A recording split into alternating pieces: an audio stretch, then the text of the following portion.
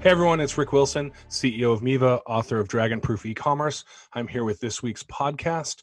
A lot of people we work with aren't limited to just e-commerce sites. They have hybrid businesses which work with many channels, platforms. And I wanted to check in this week on the state of Amazon selling in these very intense times. What's working, what isn't, how one dragon, Amazon, is dealing with another dragon, COVID. And I've invited on Robbie Stanley as my guest this week, who's someone who's really good at adapting to new conditions and mastering them. He's had successful e-commerce sites, then a successful Amazon seller. Now he's the chief marketing officer for a company called FeedbackWhiz, a fantastic tool for Amazon sellers. So let's start with welcoming Robbie. Thanks for joining me. Hey, thanks, Rex. Appreciate it being on. It's good to see you, or well, hear you. Although I can see you, but no one else can. So something like 250,000 physical retailers have already closed this year. But we also know that Amazon's business is up 35%. And what we see at Miva is our independent e-commerce customers are doing incredible business. I mean, their GMV, gross merchant volume, the amount of sales to their stores, has doubled since January. So there's a lot in flux, and there's a ton of competition right now for online dollars. So let me just start with a point blank question. Is this a good time to be a seller on Amazon? I think this is a great time to be a seller on Amazon. In fact, I think we're going to see quite a bit of an increase in sellers, not only on Amazon, but starting their own websites. We have all these brick and mortars right now that are basically either shutting down or limited on how they can get their product out on the market or sell it to people. Or some of them are even transitioning into, helping out with this market that's going on right now. And, one of the things I've been seeing and hearing is a lot of people are, they were selling on Amazon. They kind of got stuck, right? They went in where it was like essential items only, and they were trying to sell their items, and boom, and they were still available, but they weren't restocking things. And a lot of them started shifting into, okay, how do I get my inventory out of there? If not, probably not all of it, but some of their inventory out of Amazon, stick it into a fulfillment center and be able to ship my items to my customers directly. Now, once you do that, it also triggers, okay, now that I'm doing that, I can still sell through Amazon and fulfill it myself, but why not just start my own website and start selling it myself? And I think we're going to see that happen a little bit with these, some of these companies that are being challenged right now where, they have the brick and mortar. And I don't know if a good example would be the clothing industry because they've already been selling online for a while, but I'm sure there's quite a few businesses out there that either, they jumped on and created a quick website but didn't do anything with it, and now they're probably readdressing it, or they haven't even done it at all, and now they're kind of scrambling looking for, how do I create a website? How do I create it quickly so I can get revenue coming back in and start selling directly to people? Now, as far as individuals, I think we're going to also see a big increase because a lot of people are getting laid off or losing their jobs. And it's a good time for people to look at, okay, what can I do? Should I start my own business? Which I'm hearing a lot of people are starting their business. And if they're starting their own business, should I be selling on Amazon? And, a little of both. Some are just starting their business. Some just want to sell on Amazon. Some are doing both. And if they do, they're going to run into kind of the same situation that we just talked about. They're going to eventually want to be on a lot of different platforms, selling in a lot of different ways. That way you're kind of modular, being able to look at when things change, you can pivot with it. And I think that's going to be a key, is being able to change with the times and the way, things are going on right now. Yeah, no, we've seen a lot of that specifically too. One of the other things we've seen a lot of is for brick and mortar companies who had a website, even if they had an e-commerce platform, they had, let's say it was 2% of their total sales or something. So they hadn't been optimizing it, right? And now in a lot of cases, it's 100% of their sales. And so suddenly we're seeing people who before they had a crappy website because they thought they had to, and suddenly they're like, oh shit, we gotta get this thing, and we've got to get a great customer experience.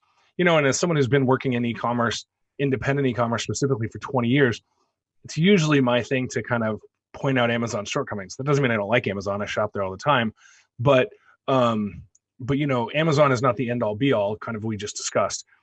Right now, the public is almost being pushed into having to trust Amazon more as other options to get products have dried up.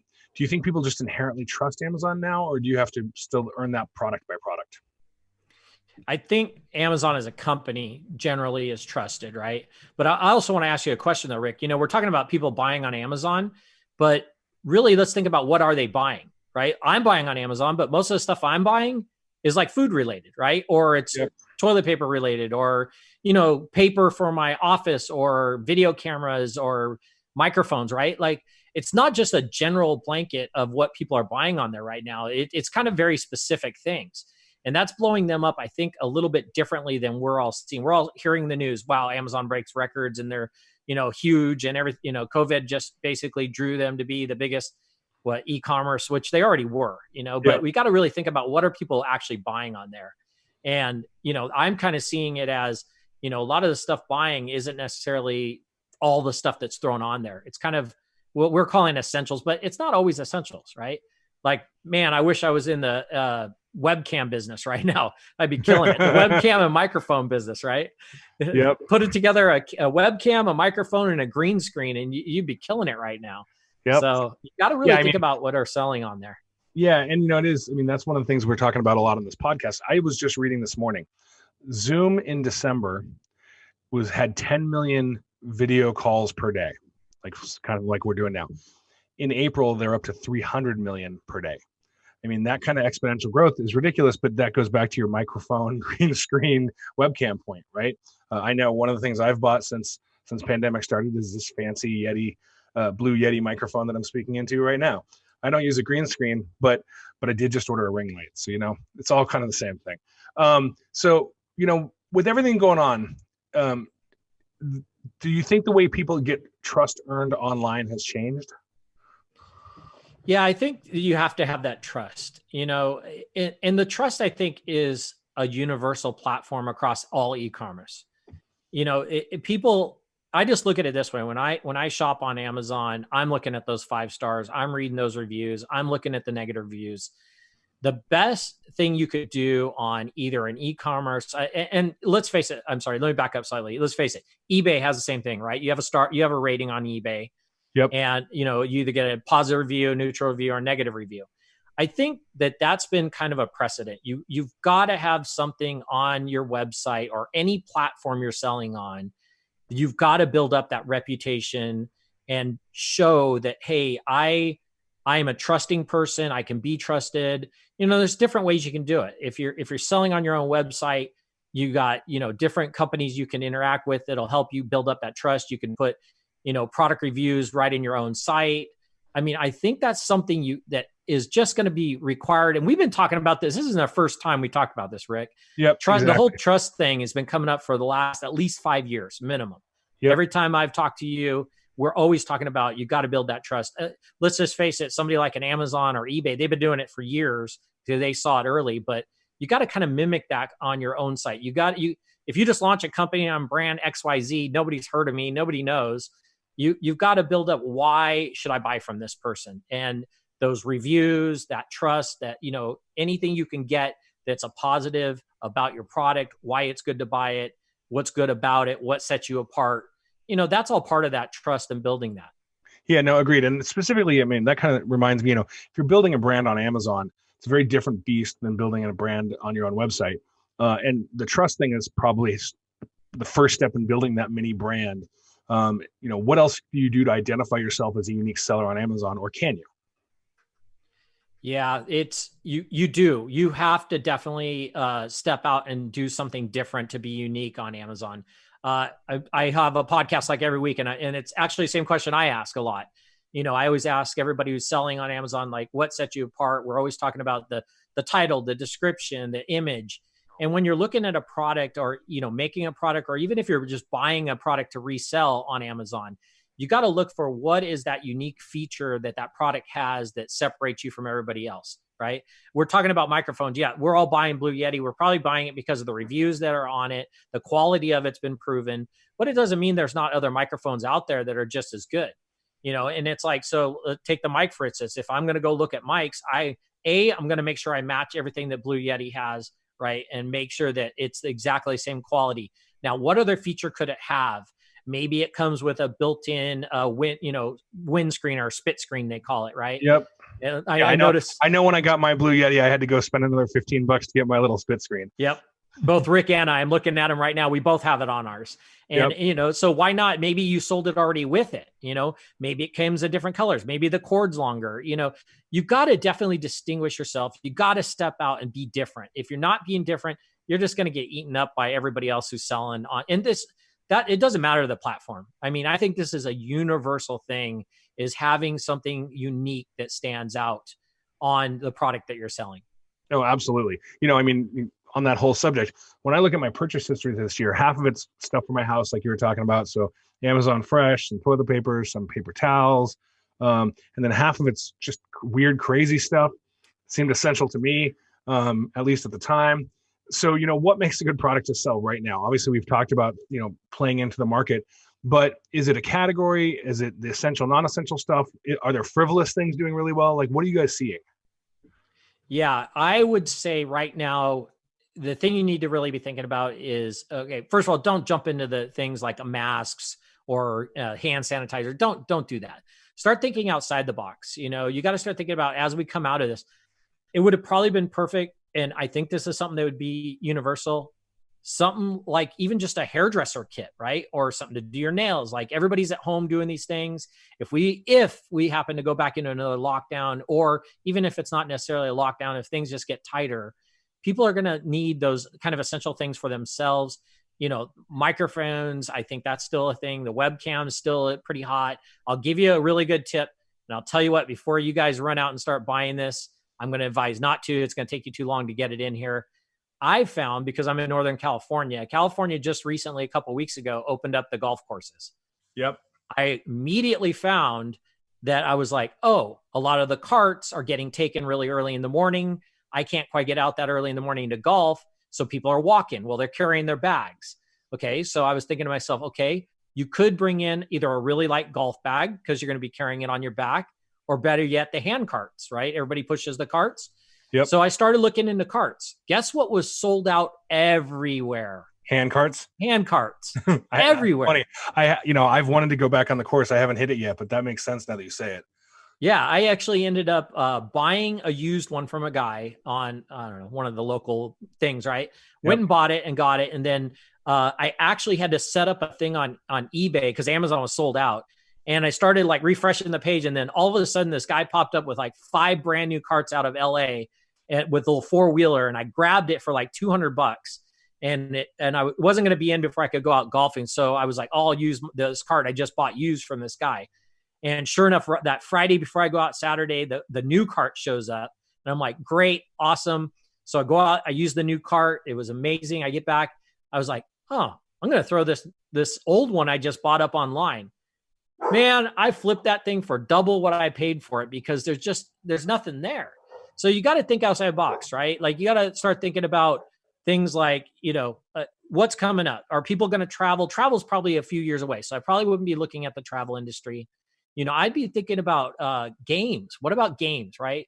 I mean, right now, people are at home, even if they're not at home. Educational games that have to do with education. We're coming into summer.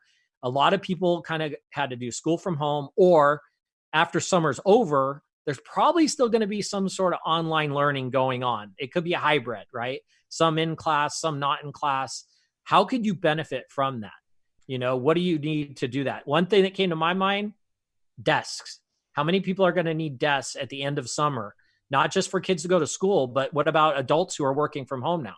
Well, sure. And I mean, so at Miva, for example, we're just finalizing our work from home desk stipend. So we're going to give everyone money to make sure their work from home situation is functional, right? And we haven't finalized it yet because, we're not a giant tech company, but we're big enough that we want to do it properly. One of the things, talking about trying to choose products to sell, does Amazon punish you for choosing quote unquote the wrong product? With fees, rules, ranking, different categories matter. How much do you think about Amazon's rules when you think about products to sell? Gosh, that's a real wide one. And yeah, I wouldn't say you necessarily get punished for it, because you really got to look at it like, okay, if it's in their warehouse, I'm getting charged monthly. Now there was, basically they were kind of discounting or not charging people for a few months on having their items stored in Amazon warehouses. But you got to look at it this way. Like, if you have a product that's not selling, you probably want to, basically discount it or get it down and get it out of there because of the fees you're paying on sitting in that warehouse. But you got to also look at, if you had that product in your own warehouse, you're technically paying rent every month on your own warehouse. So, one way or another, you're going to pay fees, right? Now it's the extra fees of selling it on Amazon versus you're, selling it yourself is you're kind of in their system, right? They're going to charge you a fee just like everybody. eBay charges a fee, but it's there, but you can't not be in that market, right? But you should be in all markets. So yeah, do you get punished? I would say not necessarily you're getting punished for having something. The punishment is that you didn't do enough research and realize that unless you got stuck, you basically picked the wrong product to sell. Right. And in that case, liquidate it and move on. So are you currently personally selling on Amazon right now, or are you only focused on FeedbackWhiz? I am not selling on Amazon. I haven't sold on Amazon in a couple of years, actually. I've thrown a few personal things on eBay just to, resell. But yeah, no, I'm fully focused on FeedbackWhiz. I actually sold my company Direct Fix. If any of the Miva people listening remember me from the Miva cons talking about YouTube video marketing, I had the iPhone repair site Direct Fix. Sold that a couple of years ago, and basically went and found this startup company, FeedbackWhiz. Just amazing guys that I'm working for, and chief marketing officer over there. Yeah, it's been great. I'm loving what I do. Love the weekends off, which didn't really have. So I get to, actually go out and golf now with weekends off. So, in this current environment, you're not personally selling products, but people used to do arbitrage by going to physical stores, which is obviously kind of broken right now. And I don't think you can really just go to, you can't go to Hong Kong right now, and you're not going to be sourcing traditionally. How do people source products right now? Walk us through the thinking on that, because I know before you sold Direct Fix and your other stuff, you did a lot of sourcing and a lot of China trips. Yeah, I was in China like a lot, and so just to go back to arbitrage, so there is people still doing arbitrage. So some of the retail arbitrage, which I have to admit, I've sort of done a little too. If you look at Logitech webcams, I was actually buying those on eBay and flipping them back onto eBay and selling them at a profit. So there's actually, that's basically arbitrage, even though it was a used item, not necessarily a brand new retail. Yep. People were still doing it. I mean, they were basically cruising all over the internet looking for sales on Best Buy or wherever they could find it, get it, and they'd turn around and resell it. So yes, retail arbitrage still exists. It just wasn't as good as it was. Now, sourcing wise, I'm hearing a lot from a lot of Amazon sellers, because I get to deal with them on a daily basis. They are looking at other countries, basically. So at one point, everything was frozen in China. They were looking at Vietnam. They were looking at India. They were looking at even Mexico came back into the picture. Where else could they source products from to keep selling? But the problem they were running into when things were really tight was it didn't matter where you were sourcing it, because Amazon wasn't even letting it in the warehouse. So, yep. Things have loosened up. Amazon has started letting things in. China factories have been going back on and, producing again. So things are starting to come back in. It's just a slow process right now. So do you think there's essentially a COVID gold rush happening right now? Yes and no. I mean, yes, there is on certain items, but on certain products, no way. That people are losing their butts on. What was the one one of the ones they always used was the neck pillows, right? How many people are traveling right now? Yeah, everybody's got a closet full of neck pillows right now that they can't even use. And I'm sure there's a warehouse, several warehouses out there that just have a ton of them not being used now 2-3 years from now, but that product's going to be old 2 or 3 years from now. Yep. So, are you seeing sellers signing up now who would never have considered selling on Amazon before? Or are you seeing this kind of the same group? We're actually seeing a big influx right now of new sellers. Yeah. We're getting a lot of new sellers coming in, signing up.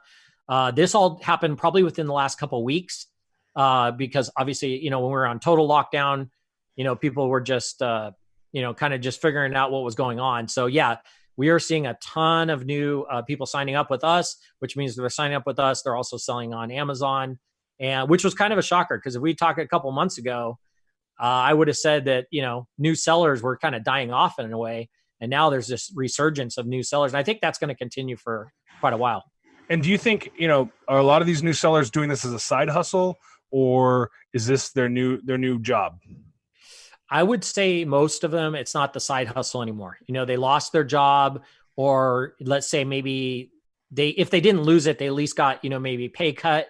So it could be if you're getting pay cut and you're still getting money, it could be considered a side hustle, but it could be also that you're doing it as a side hustle to try to develop it into a full blown job that'll, basically help you out. Or it could also be that, if you're two people, you got two incomes in a household and one of them maybe is still going and the other one's lacking. It could be that secondary income is looking for, to pick up that extra money and create a company out of it. A lot of times I've noticed some companies that do really successful actually started more as kind of a hobby company, including myself. I started Direct Fix as a hobby. I did not ever intend for it to be a company, a big company that basically had employees and all that type of thing. So yeah, some people may be doing it as a hobby, as selling a few products on Amazon or online to try to make a couple dollars, but it could turn into a full-blown company too.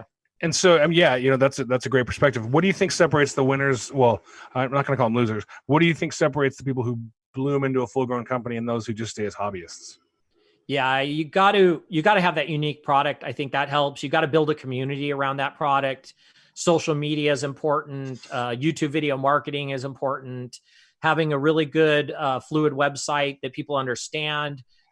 Being clear on the title, the description, the image is crucial nowadays. One tip that everybody should be doing, even if you're not sitting at home, on your images, okay, Amazon has certain requirements on the first image. It can't have wording on it, which is actually a requirement that eBay has too. You should take that same approach on your own website and just have a nice, clean image of the item. Now, the image number 2 through 8, let's say, you could do a lot more with that, show a lot more details. You should have the second image, I would point out with physical like arrows and text, what makes this unique. This microphone comes with a spit cover. It's got a volume dial. It's a swivel base. It's got different modes. What are each of those modes? You got to definitely do something in there on that image to just kind of make it pop out and make it unique. So that's kind of like in a whole, what I would be doing right now is that kind of collective items. We definitely see the exact same thing when I watch small e-commerce companies, and if they're going to grow into something big, and you and I have talked about this over the years. If you don't have a unique selling proposition, which is, as old as marketing itself, it's going to be a hard thing to do to thrive. How do you think Amazon people are changing the way they communicate with their buyers? Yeah, that's a hard one because terms of service really limit how you communicate with Amazon's terms of service. Really limits how people can communicate with their buyers. So Amazon kind of sees that, and everybody kind of knows that that's Amazon's customer. That's not necessarily your customer. That's Amazon's customer. So they really have put a lot of strict rules. This started about November of last year. A lot of strict rules on what you can say to them, how you can, how you communicate with them. It all has to go through their system so they can see what you're doing. And if you put some wrong terms in there, wording in there, or say something incorrect, they will literally like shut you down or suspend you. So go ahead. I was just going to say, so like in this, not only do you have the current environment and how to speak to people properly with the right tone, you also have to navigate Amazon's Byzantine rule system that's clearly designed to favor the dragon. How do you write those emails right now? What is the right tone of voice for people who are in world of lockdown? Yeah. So right now, just to kind of point out for FeedbackWhiz, our built-in templates are all TOS compliant because we work with Amazon to make sure that ours are within their parameters. And, we've also seen though, people have taken our templates and as soon as they modify it, depending how they modify it, it actually becomes it violates terms of service, and then they get into trouble, and then they point at us and say we're the issue when it really wasn't us being the issue. It was the fact that they did it. So I'll give you a great, for instance, when you're requesting product reviews on Amazon, you want somebody to leave you that 5 stars. One of the things you cannot do is put an if statement. Like, I'll give you an example. I hope that you really liked my item. If you did not, then please contact me. All right. Well, you just put that if statement in there that basically it didn't make it a neutral wording to be able to go to the customer and ask them for something. And we've taken that if statement out. You can't say like, hey, if you like this, leave me a review. If you did not, contact me. You can't do that. That's one thing that's a big no-no. And I think you should use that same wording when you're dealing with their customer, even from your own website. If you're going out there and you're asking a customer how they liked your product, then, you have a little more room if you're asking them directly via an email, because they're already your customer that you have obtained. You can ask things like, hey, did you like our product? Or, hey, would you leave us a review? Again, that's only on your own website, not through like an Amazon, because there's certain rules there. So you got to be careful. But yeah, that's just an example. I would assume that these new sellers we were just talking about are suddenly overwhelmed with the amount of work that it takes to nurture clients on Amazon, and let alone being baffled by their communication policies. Obviously, that's where something like FeedbackWhiz can be really helpful.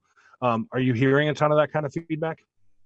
On which one? I'm sorry. Oh, just on people like thinking Amazon's going to be easy to sell on, and then suddenly, suddenly they're like, "What the hell did I just jump into?" I'm on so many Facebook groups, and I'll tell you the questions that come up over and over. How much do I need to start selling on Amazon? What product should I sell on Amazon? Like anybody's going to actually tell you the winning product, right? I mean, nobody's going to out there going to tell you. And then, they start asking about, okay, well, is there any courses out there? And there is a lot of courses out there. I'm not going to get into details on courses. I'm not here to promote a course or not promote a course. Yep. There are some good ones and there's some bad ones. You do the research yourself, really go out there and look at what feedback. Read the course reviews. Read the course reviews. Exactly. So, I have my personal favorites, but I'm not going to publicly put it out there because that's not fair to everybody else out there, because there may be some that maybe I haven't had a chance to meet. But yeah, there's a lot of free information on YouTube also, but there's also a lot of bad free information on YouTube. So I would say that's kind of the problem. I mean, everyone watches a lot of YouTube, but that's kind of the problem with YouTube. Yeah. If you want to be a seller, I would suggest read and look into as much information you can, collect all that information that you can, start with a small product and just a few of them, and maybe just sell it on eBay. If you never sold on eBay, sell on eBay a couple times, right? I agree. Selling on eBay is a great place to start because you get your feet wet. It's a lot less draconian than Amazon, and you can start getting your systems in place. Absolutely. I agree with that 100%. You got to just kind of feel your way into it, learn as you go, start with the product. Don't be mortgaging the house or taking out loans. If you have, I've talked to a couple of a couple of Amazon sellers who also do courses. And one of the things they always recommend is, look around your house at stuff you have. If you want to build up that capital to use, go sell on eBay a bunch of your junk you have lying around the house. Build up maybe $1,000 to $5,000, right? Depending how big you want to go. That way, if you lose it, or you don't do it right, it's not coming out of your pocket directly. Yeah, it is, but it isn't, Yeah, you're getting rid of stuff you didn't really want anyways. Exactly. So what happened? I mean, this is probably a softball, but what happens to sellers who don't take the time to generate the good content around their products? Yeah, content's crucial. Just like building up a Facebook group, right? You want to have the social media around it. You want to have the YouTube videos content, the pictures are content, going out there and finding influencers that maybe will talk about it, even if you have to pay them sometimes, as long as they're in the right category. But it is crucial having that content. The other thing we haven't touched on is blogs. You got to have a blog out there, a blog about your company, a blog that's about your products. Now I'm going to say something because I just got done taking a course actually on blogs. And because everybody had these free courses when we were in lockdown. So I got to take some really expensive courses for free. And one of the things they said about blogs is it's not necessarily, don't do a blog for volume, to get volume of content out there. Do blogs for quality. So really sit down and write a good quality blog article, maybe even one a month. There's companies that are killing it, one a month blogs versus ones that are putting out, say, 2 a day. It's all about... We wrote a blog post at Miva, I want to say in 2012, so 8 years ago, called The History of E-commerce. How did e-commerce start? And it's kind of this weird arcane blog post that walks through literally like going back to the 50s, the idea of switching from analog transactions to digital, and it sort of walks you through the timeline to modern e-commerce. This is something we wrote 8 years ago. It is still to this day the single most popular blog post every day. Like I go into my Google Analytics and 150 people, 200 people look at it a day. It's such a weird thing, but you're absolutely correct about that. And we've been together talking about kind of for lack of a better term, the singularity moment in e-commerce. You've heard my speeches about the book. And I always talk about, e-commerce, people before COVID thought e-commerce was saturated. And I was like, you're all freaking crazy. It was, what is it? It was Amazon was 5% of retail and e-commerce was 13%. That's all curves. That was the early adopter portion of the curve. E-commerce should eventually become the majority of retail. Right. And so we're kind of, I think this moment is pushing us there really, really fast. Do you think the Amazon seller market will sustain its current levels? Is there a generational shift going on right now for online buying? Kind of what's your take on that? Sustain. It's going to go up. All e-commerce is going to go up. It doesn't matter if it's Amazon, if it's eBay, if it's your own website, if it's done correctly. If you're an established brand and you already are online, you already established yourself, it's only going to get bigger from this point up. I think we're seeing I agree with you. I heard the same thing, a few months ago. We heard, e-commerce is slowing down. It's getting old.